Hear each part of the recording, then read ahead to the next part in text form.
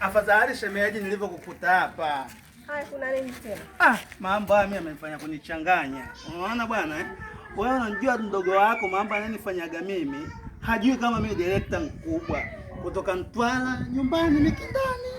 Na mimi nyumbani Mikindani Mtwara wananiamini mimi ndo director wao mkubwa. Umeelewa?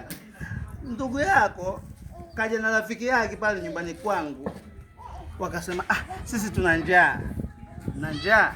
Anatoka rafiki yake. Wewe shemeji kitunulia tudagaa na unga robo 3 kilo na nyanya tunakata kachumbari. Mimi nikasema mimi si director mkubwa bwana, kwa nini nijibane bane? Mimi kuchoa shilingi 5,000 yangu akaenda kununua vitu vyao. Wametengeneza kweli ugali tumekula pale vizuri tu, umeona. Anatoka mgeni tena ananiambia shemeji, kwani humo kwenye flash humo hakuna movie za Korea? Nikamwambia humo kuna movie za kibongo tu. Mimi napenda hizo wewe weka tu. Umeelewa? Ndo akaangalia movie moja hivi inaitwa Kikoa. Umeona? Akaangalia pale.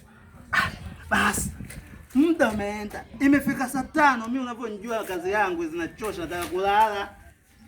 Namuona yeye sasa anakunguta miguu yake, anaingia kulala kitandani. Na yule mchumba wangu naye analala kitandani. Mimi umeniweka katikati. Wewe, yule mwanzake anansamba na mpododo, ana vitu vingi.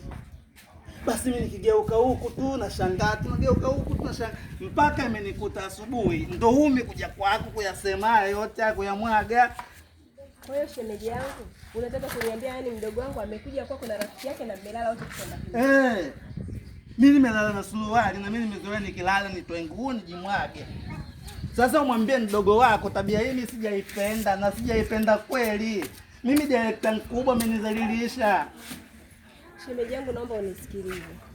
Mimi nitakaa na mdogo wangu niongee naye kwa sababu yule analeta masiara. Sasa hivi ndoa ni ngumu. Yaani kupata ndoa ni ngumu. Huyo rafiki yake usikute hapo amekuja na mitego yake. Kama unavyosema yeye amemzidi. Sasa anajitafutia kiama au anatafuta kunyang'anywa ugali. Yaani kwanza mimi kama nilivyoangalia tu, mimi mdogo wako bora sije amlete tu rafiki yake aje kuangalia movie. Ndio kitu nilichokitaka mimi umwambie hicho tu basi. Umalaya tu na wewe. Una lolote.